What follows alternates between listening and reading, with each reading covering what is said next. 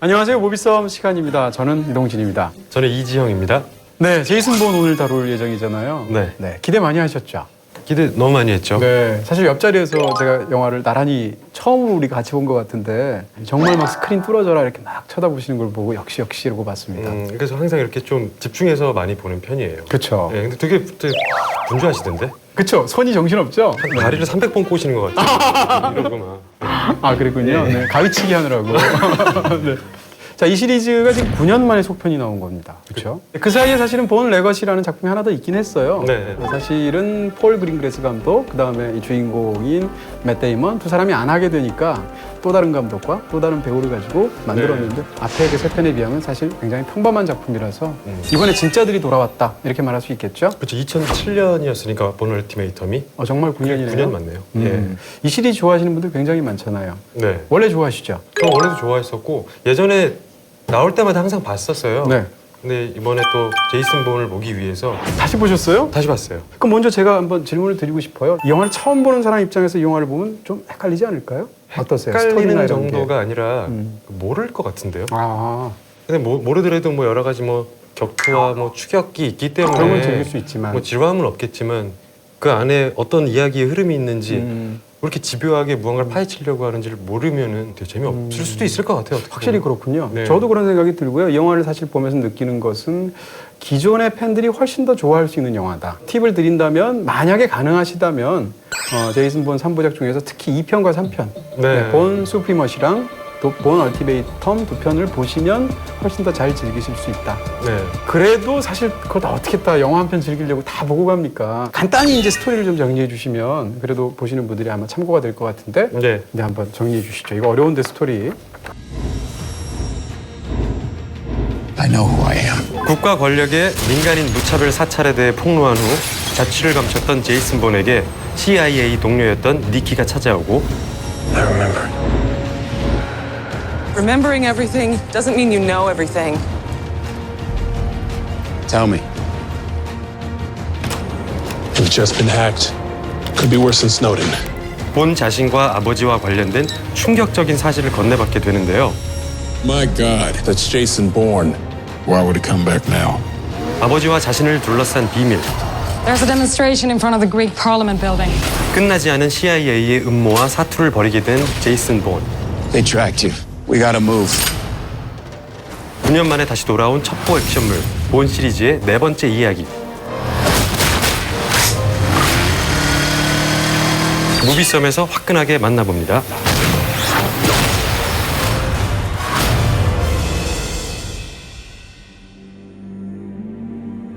궁금하게 얘기해 주시는데요. 그 발음 괜찮지 않았나요? 네. 제이슨 본. 저는 화끈하게라는 말이 너무 화끈하게 들려가지고. 근데 이 스토리를 이야기하려면 일단 앞에 3부작에 관한 이야기를 아주 간단히 말씀을 드릴 필요가 있을 것 같아요. 네. CIA의 불법적인 비밀 암살 조직을 만드는 거죠. 트레드스톤이라는 조직을 만들었는데 비밀 암살 병기를 미국 CIA에서 1호로 만든 게 제이슨 본입니다. 네. 근데 제이슨 본은 이제 맷 데이먼 역할이 맡고 있고 그렇게 해서 이 사람이 임무를 수행하는 과정에서 뭔가를 실수를 하게 되고 그러는 과정에서 누군가로부터 의문의 피격을 당하게 되고 그래서 기억 상실이 된 채 본인의 정체성을 찾아가는 이야기.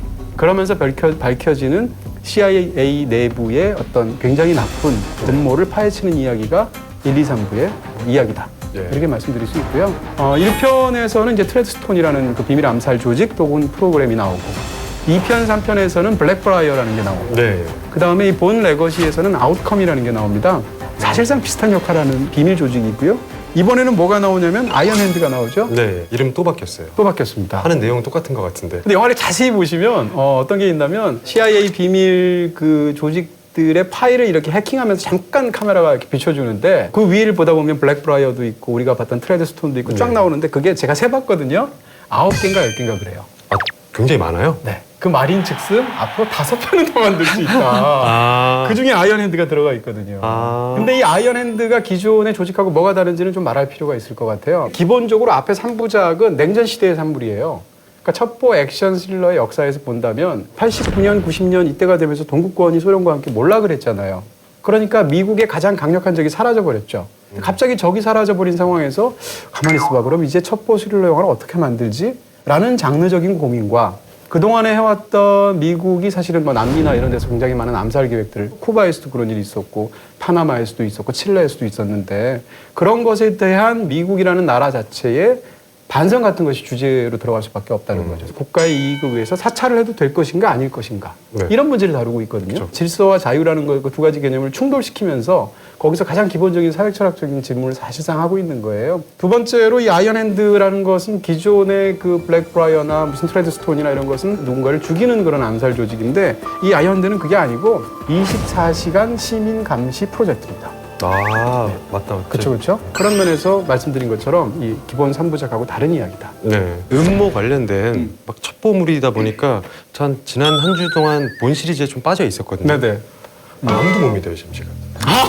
정말 그 정도로 빠졌어요. 막 밑에 지금 막 뭐 있을 것 같고 글쎄요. 이거 봐야 돼. 칼끈해가지고 이렇게. 그런 생각이 지금 굉장히 많이 들어요. 되게 좀 정확하신 게 사실 이 제이슨 본 시리즈 특히 이번 제이슨 본 신작의 굉장히 큰 강점 중에 하나가 뭔가 하면 극 중에 인물이 1대1 관계가 너무 많죠. 뭐 네. 제이슨 본과 누구 혹은 누구와 누구 또 악당과 뭐 킬러 뭐 등등의 수많은 관계들이 있는데 그 어떤 1대1 관계도 서로를 믿기가 어려운 관계입니다. 그렇죠. 같은 조직에 있다 하더라도 유일하게 서로가 서로를 믿을 수 있는 단 두 명이 있다면 그게 니키와 제이슨 본이에요.